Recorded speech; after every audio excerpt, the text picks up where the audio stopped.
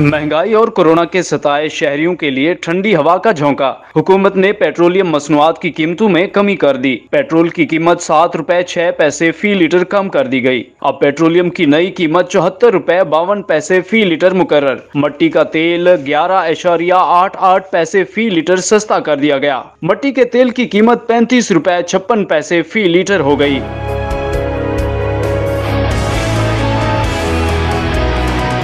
Light diesel भी सस्ता, नई कीमत 38 रुपए 14 पैसे फी लीटर मुकर्रर। हुकूमत ने हाई स्पीड डीजल की कीमत में 5 पैसे का इजाफा किया।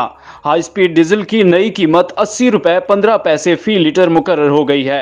हुकूमत की जानिब से नोटिफिकेशन के इजरा के बाद कीमतों का इत्तलाक होगा।